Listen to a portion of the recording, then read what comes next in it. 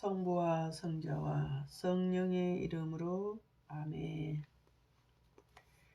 마테오복음 21장. 예루살렘에 입성하시다. 그들이 예루살렘에 가까이 이르러 올리브산 벳파게에 다다랐을 때 예수님께서 제자 둘을 보내며 말씀하셨다. 너희 맞은쪽 동네로 가거라. 매여있는 암나귀와 그 곁에 어린 나귀를 곧바로 보게 될 것이다. 그것들을 풀어 나에게 끌고 오너라.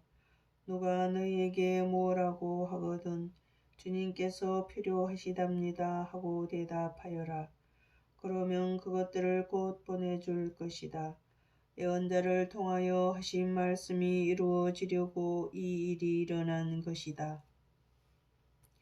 딸 시온에게 말하여라. 보라, 너의 임금님이 너에게 오신다. 그분은 겸손하시어 암나귀를 짐발이 짐승의 새끼 어린 나귀를 타고 오신다.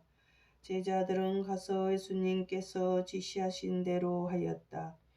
그들은 그렇게 암나귀와 어린 나귀를 끌고 와서 그 위에 겉옷을 펴 놓았다. 예수님께서 그 위에 앉으시자 수많은 군중이 자기들의 겉옷을 길에 깔았다. 또 어떤 이들은 나뭇가지를 꺾어다가 길에 깔았다. 그리고 앞서가는 군중과 뒤따라가는 군중이 외쳤다. 다윗의 자손께 호산나. 주님의 이름으로 오시는 분은 복되시오라. 지극히 높은 곳에 호산나. 이렇게 하여 예수님께서 예루살렘에 들어가시니 온 도성이 술렁거리며 저분이 누구냐 하고 물었다. 그러자 군중이 저분은 갈릴레아 나자렛 출신 예언자 예수님이시오 하고 대답하였다. 성전을 정화시키다. 예수님께서는 성전에 들어가시어 그곳에서 사고 팔고 하는 자들을 모두 쫓아내시고 환전상들의 탁자와 비둘기 장수들의 의자를 돌로 엎으셨다. 그리고 그들에게 말씀하셨다. 나의 집은 기도의 집이라 불릴 것이다 라고 기록되어 있다. 그런데 너희는 이것을 강도들의 소굴로 만드는구나. 그때에 성전에서 눈먼 이들과 절름거리는 이들이 다가오자 예수님께서는 그들을 고쳐주셨다. 수석 사제들과 율법 학자들이 예수님께서 일으키신 기적들을 보고 또 성전에서 다윗의 자손께 호산나 하고 외치는 아이들을 보고 불쾌해하며 예수님께 저 아이들이 무엇라고 하는지 듣고 있소 하였다. 예수님께서 그들에게 말씀하셨다. 그렇다. 당신께서는 아기들과 젖먹이들의 입에서 찬양이 나오게 하셨습니다. 라는 말씀을 너희는 읽어본 적이 없느냐? 예수님께서는 그들을 두고 성을 나와 베타니아로 가시어 그곳에서 밤을 지내셨다. 무화과 나무를 저주하시다. 예수님께서는 새벽에 성 안으로 되돌아 가실 때에 시장하셨다. 마침 길가에 있는 무화과 나무 한 그루를 보시고 가까이 가셨다. 그러나 잎사귀 밖에는 달리 아무것도 보이지 않았으므로 그 나무를 향하여 말씀하셨다. 이제부터 너는 영원히 열매 맺는 일이 없을 것이다. 그러자 나무가 즉시 말라버렸다. 제자들이 그것을 보고 놀라서 어째서 무화과 나무가 즉시 말라버렸습니까? 하고 물었다. 예수님께서 그들에게 대답하셨다. 내가 진실로 너희에게 말한다. 너희가 믿음을 가지고 의심하지 않으면 이 무화과 나무에 일어난 일을 할 수 있을 뿐만 아니라 이 산더러 들려서 저 바다에 빠져라 하여도 그대로 이루어질 것이다. 그리고 너희가 기도할 때에 믿고 청하는 것은 무엇이든지 다 받을 것이다. 예수님의 고난을 문제 삼다. 예수님께서 성전에 가서 가르치고 계실 때 소속 사제들과 백성의 원로들이 예수님께 다가와 말하였다. 당신은 무슨 권한으로 이런 일을 하는 것이오? 그리고 누가 당신에게 이런 권한을 주었소? 그러자 예수님께서 말씀하셨다. 나도 너희에게 한 가지 묻겠다. 너희가 나에게 대답하면 나도 무슨 권한으로 이런 일을 하는지 너희에게 말해 주겠다. 요한의 세례가 어디에서 온 것이냐? 하늘에서냐 아니면 사람에게서냐? 그들은 저희끼리 의논하였다. 하늘에서 왔다 하면 어찌하여 그를 믿지 않았느냐 하고 우리에게 말할 것이오. 그렇다고 사람에게서 왔다 하자니 군중이 두렵소.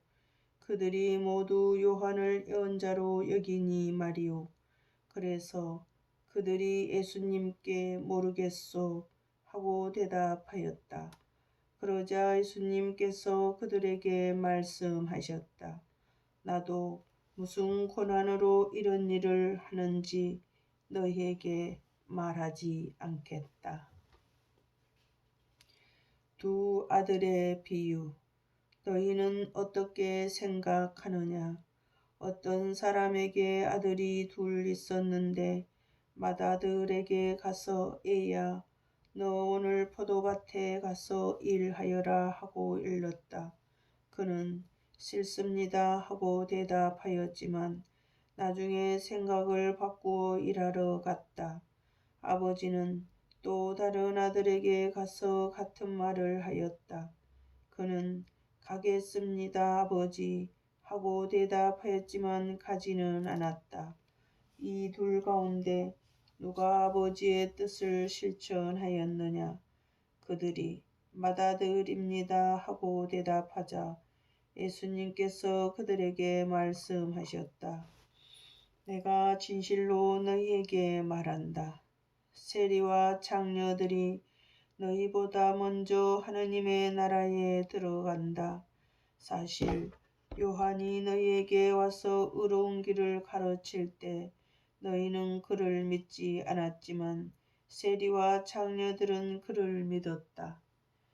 그것을 보고도 생각을 바꾸지 않고 끝내 그를 믿지 않았다. 포도밭 소작인의 비유. 다른 비유를 들어보아라. 어떤 밭 임자가 포도밭을 일구어 울타리를 둘러 치고 포도확을 파고 탑을 세웠다. 그리고 소작인들에게 내주고 멀리 떠났다. 포도철이 가까워지자 그는 자기 몫의 소출을 받아오라고 소작인들에게 종들을 보냈다. 그런데 소작인들은 그들을 붙잡아 하나는 매질하고 하나는 죽이고 하나는 돌을 던져 죽이기까지 하였다. 주인이 다시 처음보다 더 많은 종을 보냈지만 소작인들은 그들에게도 같은 짓을 하였다. 주인은 마침내 내 아들이야 존중해 주겠지 하며 그들에게 아들을 보냈다. 그러나 소작인들은 아들을 보자 저자가 상속자다. 자, 저자를 죽여버리고 우리가 그의 상속 재산을 차지하자 하고 저희끼리 말하면서 그를 붙잡아 포도밭 밖으로 던져 죽여버렸다. 그러니 포도밭 주인이 와서 그 소작인들을 어떻게 하겠느냐? 그렇게 악한 자들은 가차없이 없애버리고 제때에 소출을 바치는 다른 소작인들에게도 포도밭을 내줄 것입니다. 하고 그들이 대답하자 예수님께서 그들에게 말씀하셨다. 너희는 성경에서 이 말씀을 읽어본 적이 없느냐? 집 짓는 이들이 내버린 돌, 그 돌이 모퉁이의 머릿돌이 되었네. 이는 주님께서 이루신 일, 우리 눈에 놀랍기만 하네. 그러므로 내가 너희에게 말한다. 하느님께서는 너희에게서 하느님의 나라를 빼앗아 그 소출을 내는 민족에게 주실 것이다. 그리고 그 돌 위에 떨어지는 자는 부서지고 그 돌에 맞는 자는 누구나 으스러질 것이다. 수석 사제들과 바리사이들은 이 비유들을 듣고서 자기들을 두고 하신 말씀인 것을 알아차리고 그분을 붙잡으려고 하였으나 군중이 두려웠다. 군중이 예수님을 예언자로 여겼기 때문이다. 성부와 성자와 성령의 이름으로 아멘.